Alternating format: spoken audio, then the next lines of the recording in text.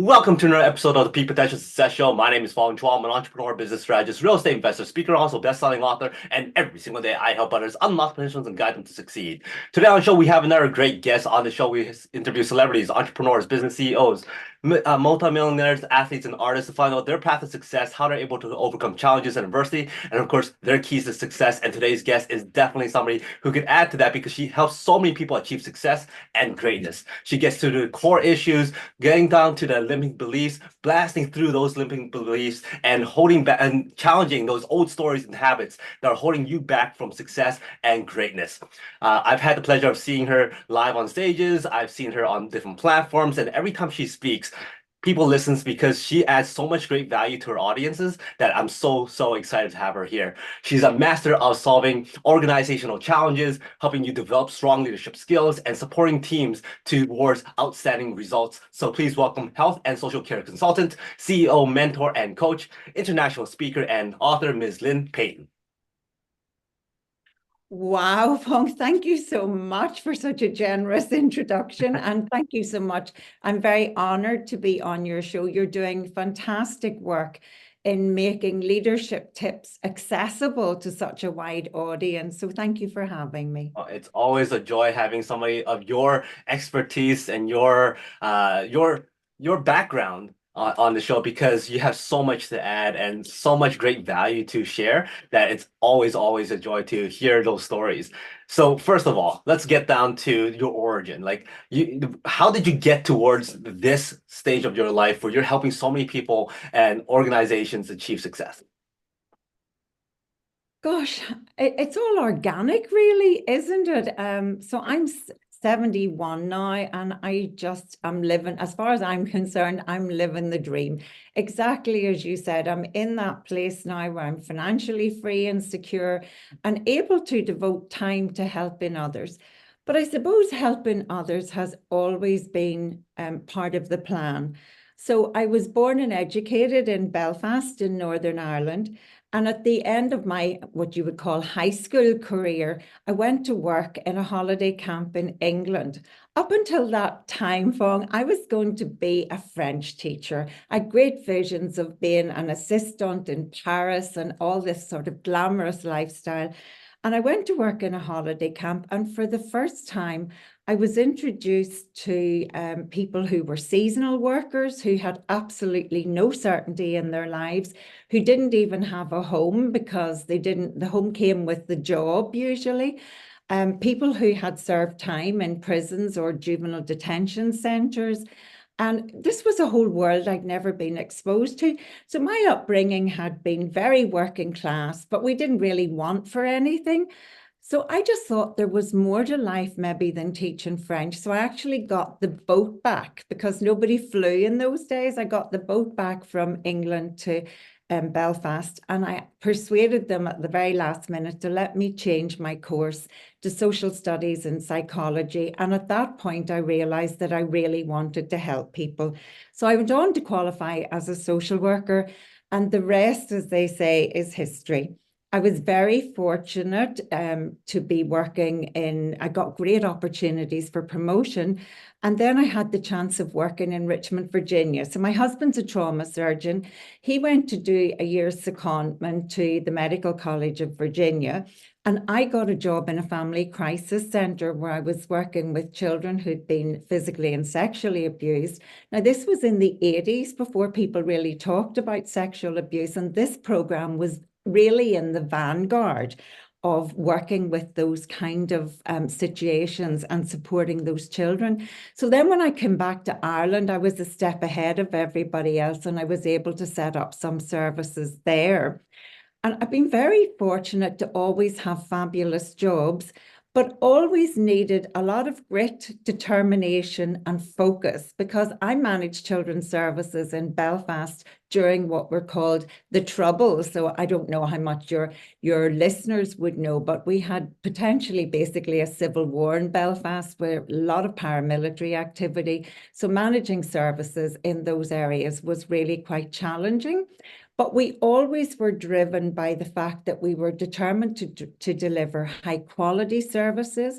We were child-centered. We were clear who our clients were. but also you had to build a certain skill set to be able to work in those kind of environments.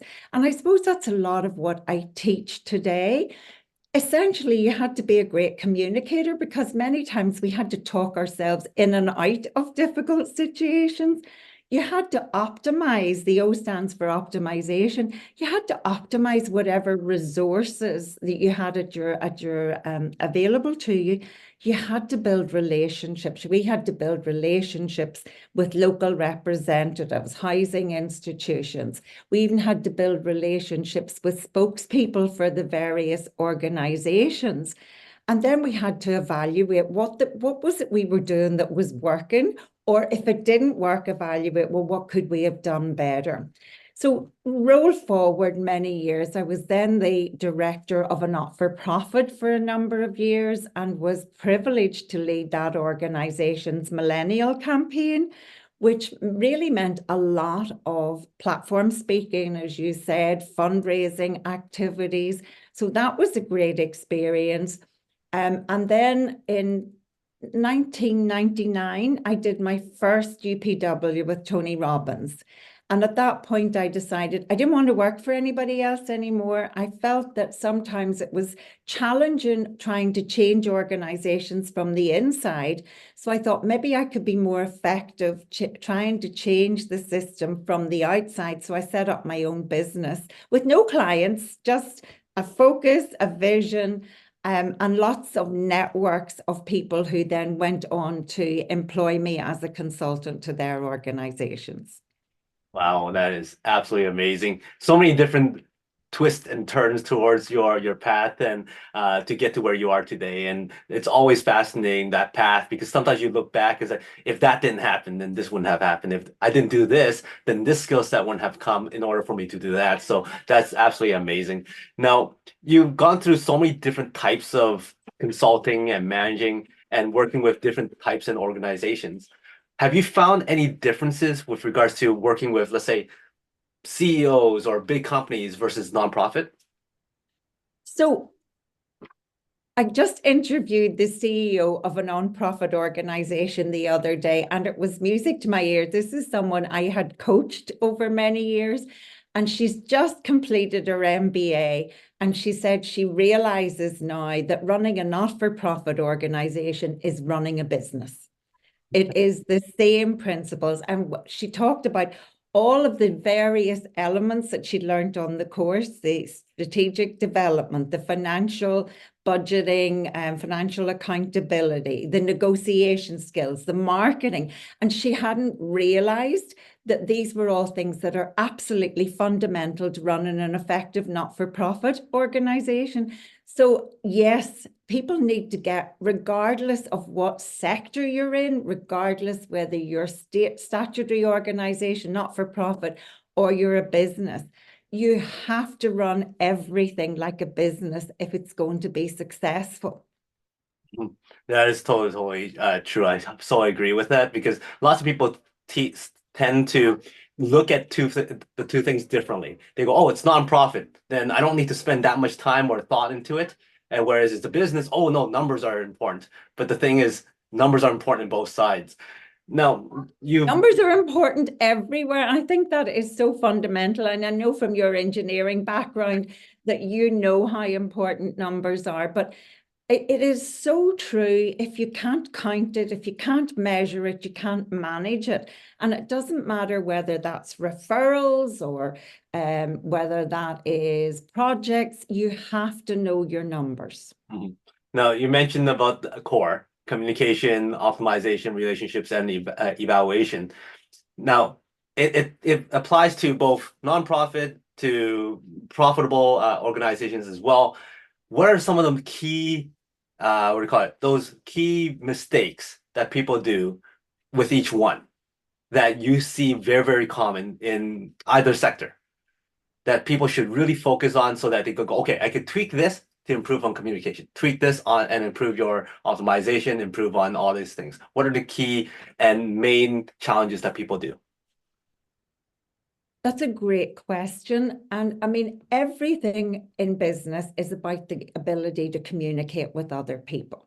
whether it's your staff, your customers, if it's the not-for-profit sector, the public sector, it's the other agencies you do business with, it's the communities you serve, and it's the people who benefit from your services. People do not spend enough time learning how to be great communicators. And we, you and I have both spoken on platforms. That's a different skill set. But every time somebody stands up to address their team, stands up to make a presentation to another agency, you have to be an effective communicator. And what that means is we have to make it about the audience. People get far too worried about what are people going to think about me, but it's not about you and me. It's about who's in this audience, what's our outcome for this presentation, what are we trying to negotiate, who are we trying to influence. So I think the thing is really focus on your communication skills. So whenever I run even a small workshop, say there's only 10 people there, I make everybody stand up. I make them introduce themselves. Well, I encourage them to introduce themselves. I get them to tell me what it is they do in words that the layperson could understand, because that's the other thing is everybody has these titles that don't mean anything to anybody. So tell me, what is it you actually do? And please try and reach me here. Everything gets overdone up here, but we have to communicate with people so we reach them in their hearts as well as in their minds. The other thing about communication is the most important bit about it is listening. So regardless of what it is, what environment we're in, or what the situation is, or what the meeting's about, we need to really hone our listening skills so we get what the other person needs from the conversation or the exchange or whatever. And that's really, really challenging because Stephen Covey says most people listen to respond. We have to learn to listen to understand. So number one takeaway from today is in communication, listen to understand. Really try and get where the other person is coming from. So I went back, when I started working with Tony Robbins, I then went back and I trained in NLP and neuroscience because that really hones your communication skills. So one of the other things I think that it's really important that people understand is we can't influence people from our model of the world. We can only influence them in their model of the world. So when we're listening for their beliefs. In your introduction, you talked about overcoming limiting beliefs, but we need to listen to all their beliefs because the beliefs tell us. Even you and I talked to somebody that we're coaching, the first 5 minutes, we're capturing what some of those issues and belief systems that are holding them back are. So listen for their beliefs, listen to how they evaluate the world. Are they visual, auditory, or kinesthetic? It's like talking different languages. What are their needs? Listen for their needs. Listen for their desires. What do they want from life? Do they even know? Ask questions that help them understand and get clarity about what are some of the things they need. Also listen for their wounds. Did they feel passed over in a previous job? And listen for what they're proud of. So ask questions that pull out what have been some of their successes. So really listening to understand. I have a great model I'm happy to share with you that I picked up in the Tony Robbins environment called Bend Wimp. And it's a really great model for helping people listen to understand the other person's model of the world. So that's communication. The O's for optimization. People always think in terms of resources as being people and budgets. Now, your people are your most important resource, and we should be working all the time to optimize them. How do we do that? Well, we make sure they're doing things they enjoy. We make things that their job is aligned with their skill set and with their interests. But we also need to optimize our own mindset. And that's something that you're really focused on, but also helping our staff optimize their mindset. So that's just challenging in a supportive way. Well, what if that wasn't the case? What if you were able to do that? What if you weren't too old, too young, too inexperienced? What if? So I love what if as a way to keep optimizing what people are doing. People are get the most out of them. Do you want me to move on to relationships, or had you a question? I was just gonna let you fly. So relationships, again, you asked me, what do people not do as well as they could? They don't really match. They don't really fully understand, in my experience, the power of relationships. And they don't work hard enough at forming relationships and forming networks. If people come to me and I don't know the answer, they come to me because they know I'll know somebody. I'll be able to connect them with somebody else who'll be able to help. So people do not invest enough in their relationships. And relationships are not about what we can get from the other person. All relationships have to start with, what can I contribute? That's why shows like yours are so valuable, because you're offering your wisdom, your expertise, your network of people who can offer their perspective on things. Relationships are all about how can we add value? And it always comes back. And if it doesn't come back, that's fine, because we just pay it forward. And the A is so, so important. People will do the same thing over and over and over again, even if they're not getting the result they want. So my basic tenet on evaluation is figure out what you're doing that's working and do more of it. And figure out what you're doing that's not working and stop doing it. So in many of my workshops and with many even of CEOs, I get them to create a stop doing list. Where are you wasting your time? How could you get best use of your time? And again, a couple of CEOs recently who were really saying, I used to think being down in the trenches was how I could best support my people.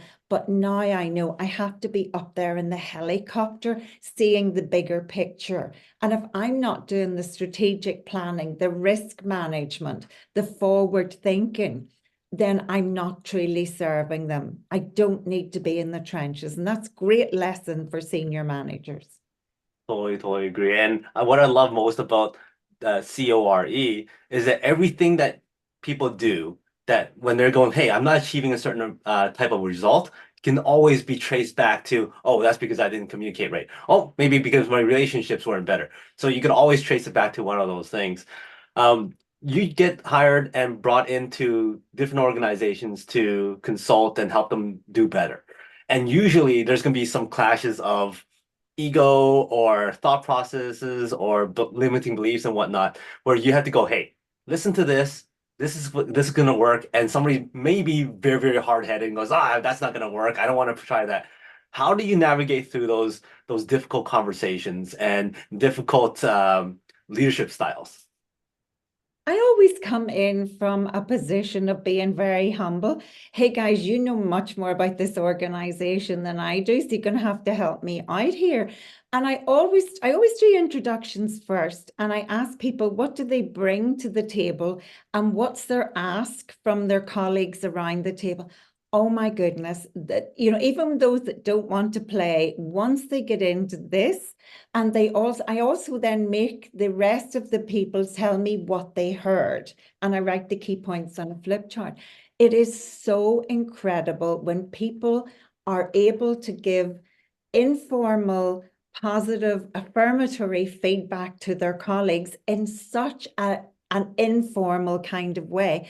And by the time we're halfway through that exercise, people can't wait to hear the next people do their introductions and whatnot.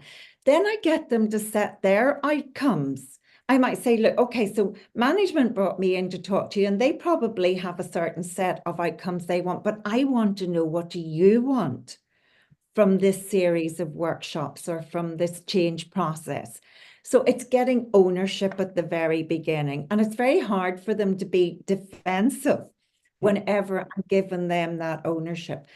I think the other thing is that you have to understand why people feel afraid, concerned, anxious about any kind of intervention. And when we give them the chance to talk about that, as opposed to making assumptions. So I think those be the two things.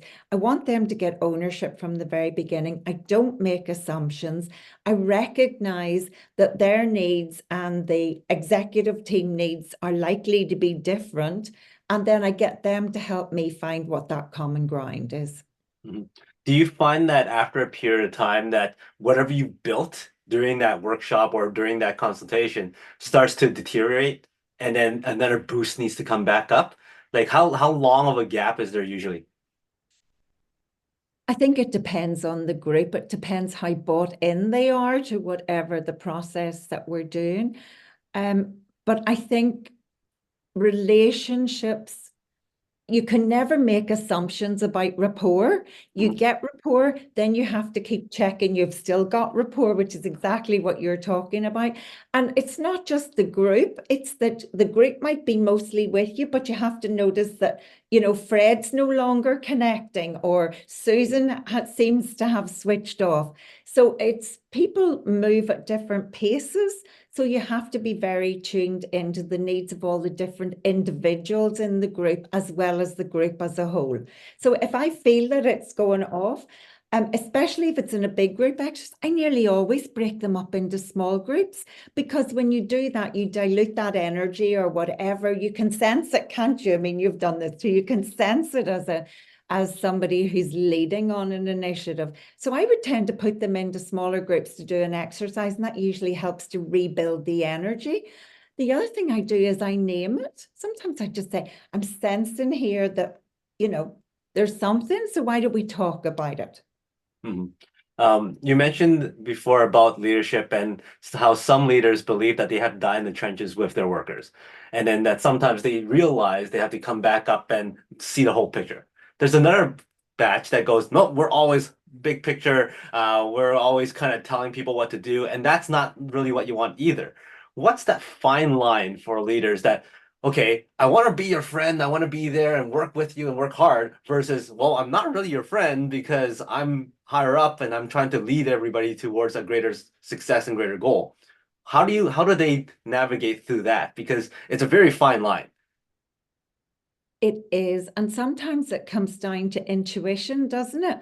Again, I was saying people overuse their head. I need them to listen to their heart, but also need to listen to their stomach as well. We need to listen to our gut.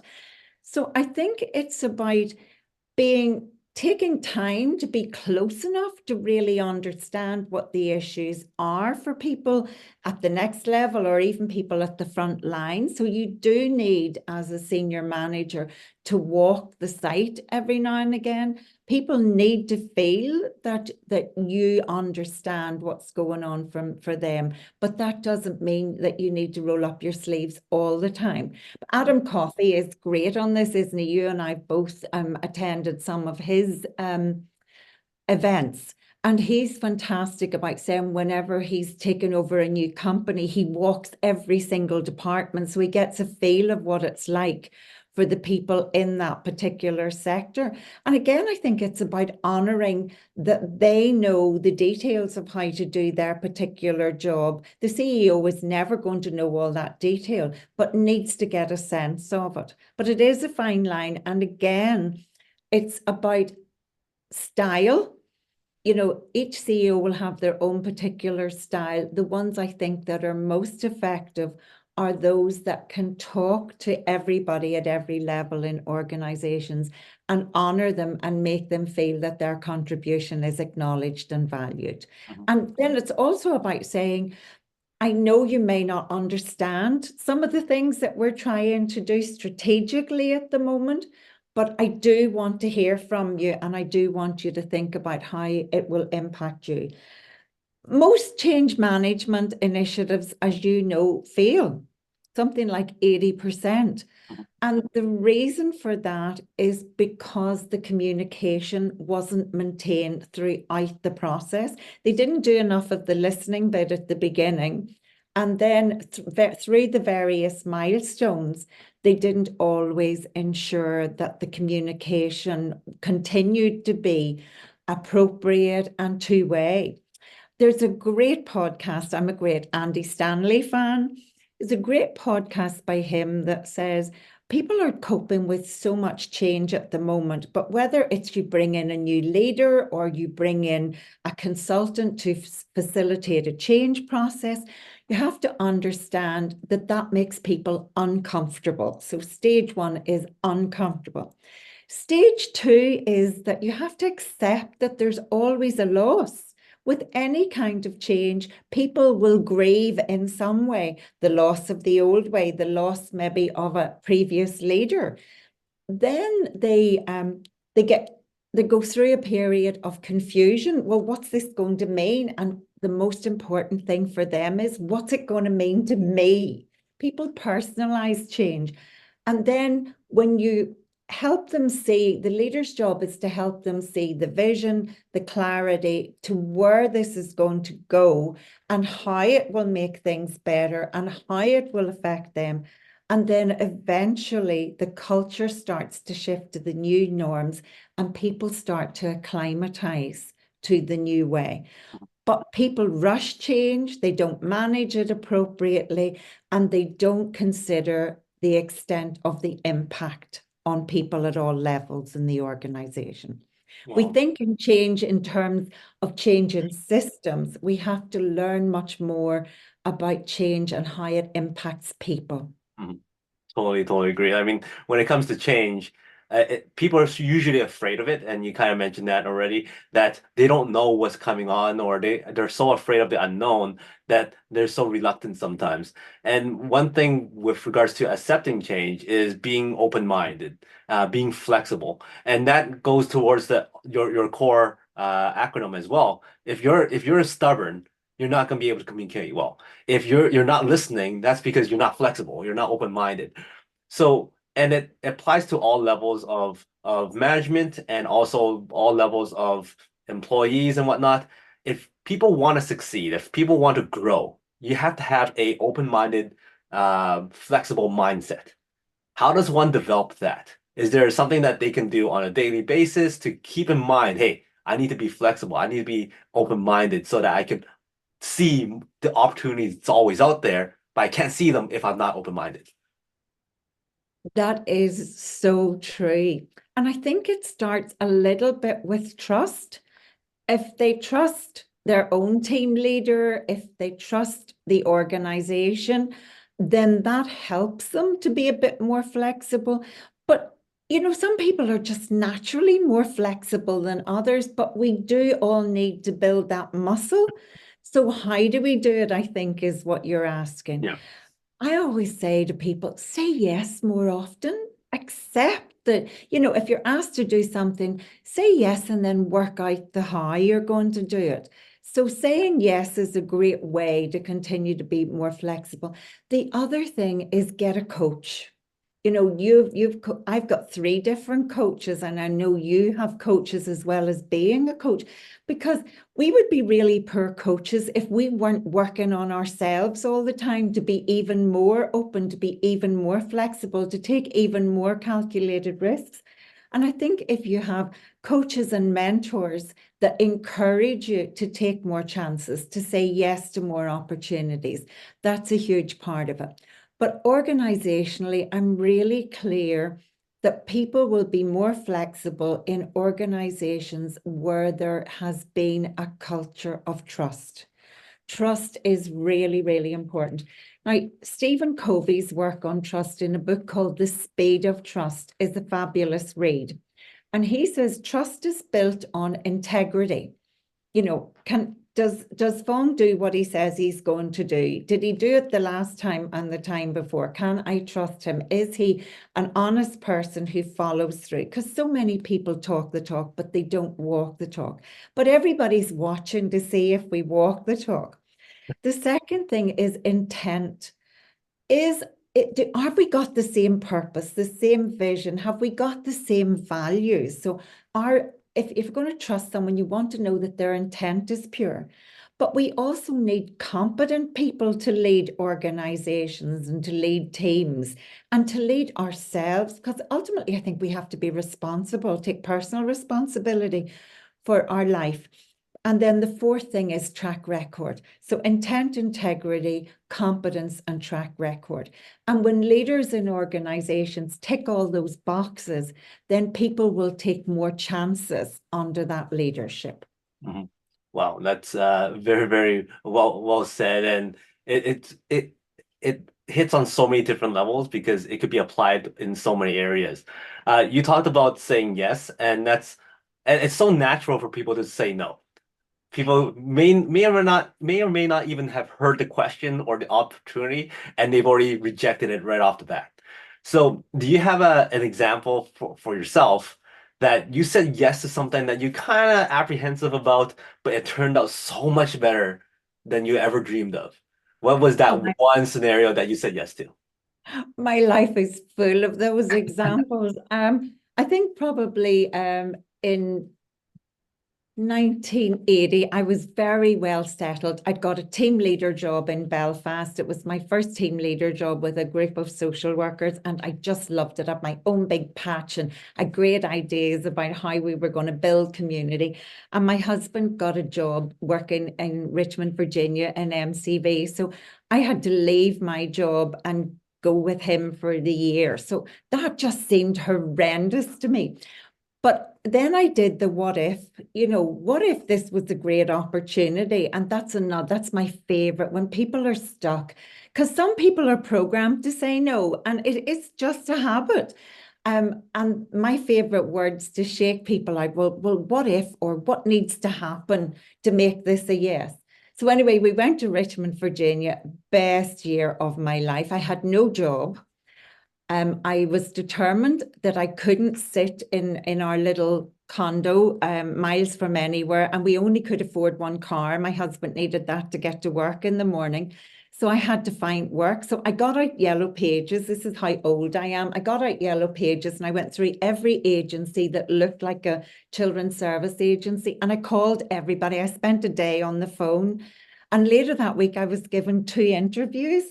And on the second interview, before I even heard back from the first one, they offered me a job there and then. They loved the fact that I was Irish, that I was bilingual, and I was trying to figure out what other language they thought I spoke. But anyway, but 3 weeks in, they said, you still haven't given us your details so that we can pay you.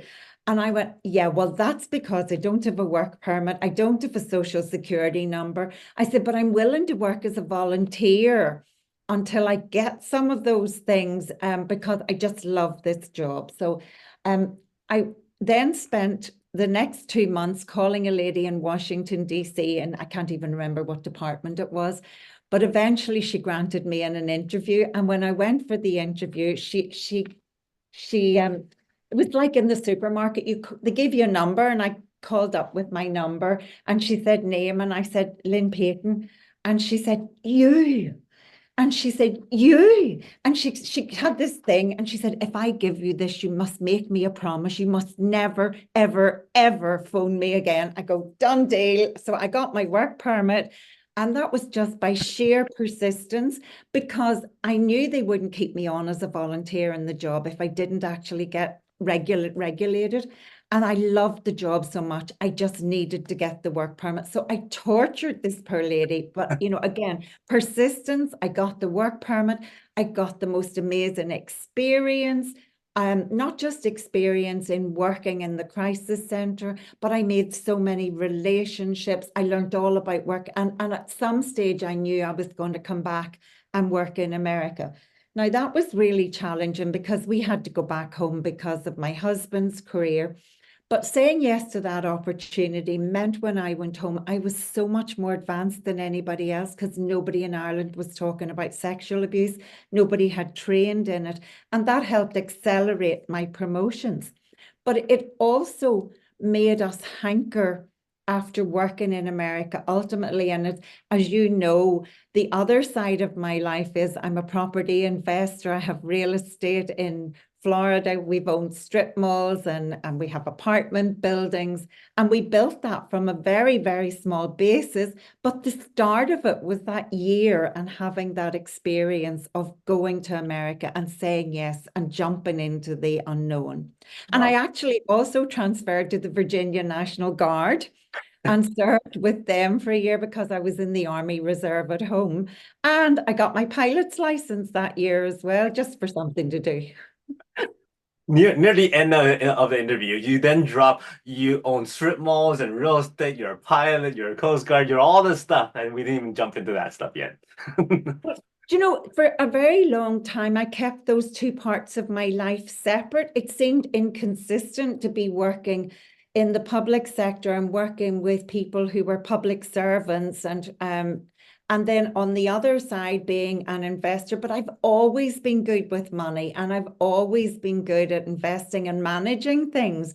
So yeah, and I think I became much more successful at that end. To go back to something we talked about really early, once I decided it was a business and I started to run it like a business and I started to think about profit margins and, you know, my core principles and apply it to the property business as opposed to just the leadership training. And of course, like everybody else, we lost our shirt in 2008. And I know you had similar experiences, but you know, we never defaulted on anything. And again, a big message for your audience today is we survived the economic crash in property because we were diversified. We always kept up our day jobs.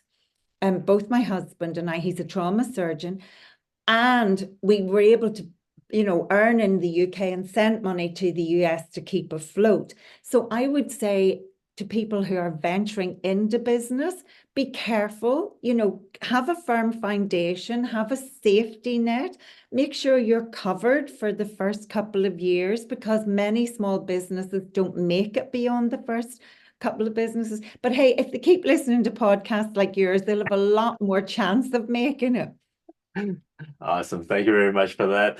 One final formal question for you, and that is, not everybody is like you, who goes into a job and goes, I love this job so much. Oh, I don't have a work permit? That's fine. You don't have to pay me. Just I'm going to work as a volunteer. That's because that inner passion that you have allows you to be so engaged with the work, with the tasks at hand and the people that you're working with. But not everybody's like that. And in today's day and age, there's so much turnover in maintaining staff, maintaining people working for a nonprofit or even for companies trying to keep staff. How does a leader bring out that passion that you have in employees so that they're able to stay longer or find the benefits of staying? People are wired differently, so everybody's not going to be as passionate as you and me. But I think it's all about focus. You keep people motivated by focusing at the end of every day on what they've achieved as opposed to what they didn't get done. It's tough out there working with families who are under pressure, children who are at risk, and families that are characterized by mental health challenges. But we have to keep looking at it from the worker's point of view of what did you achieve? Who did you build rapport with? What child did you help today? How did you help? And getting people to be grateful for the contribution that they have made and for the learning that they've got and how it's made them more resilient. And then people appreciate their own circumstances more as well.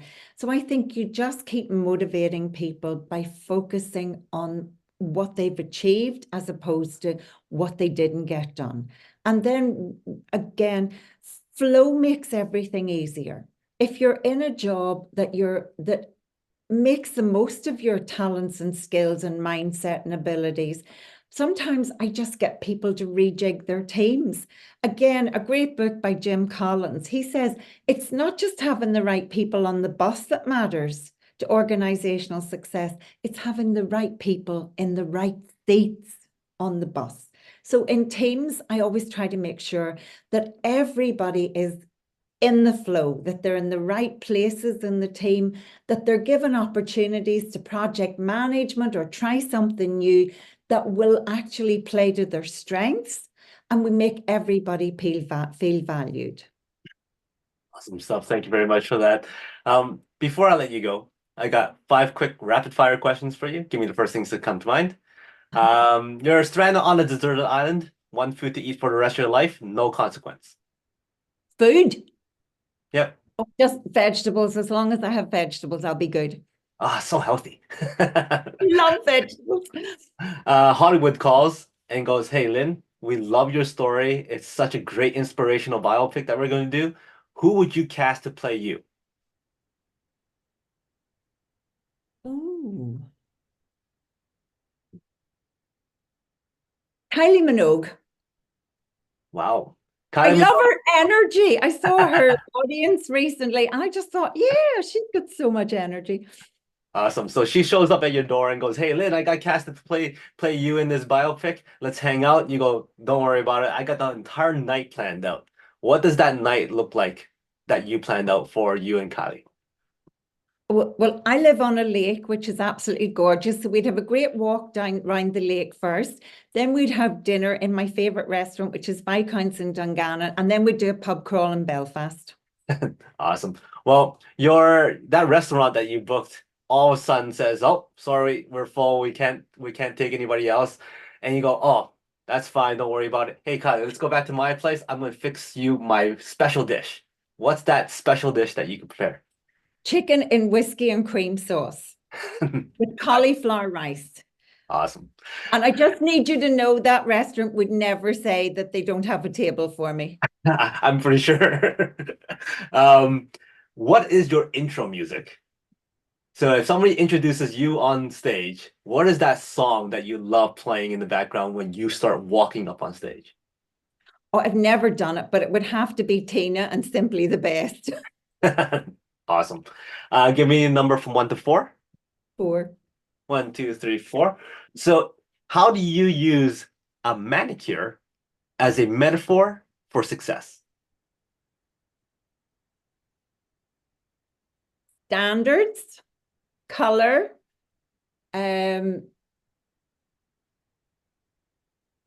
consistency, and time for downtime, because I always have a great chat with my manicurist. Awesome stuff. Thank you very much. So that is how success is like manicures. Any final words from you? How do people get in touch? Oh, they can get in touch, www.lynnepeyton.com. My podcast, Success is Never Accidental, is also on Spotify.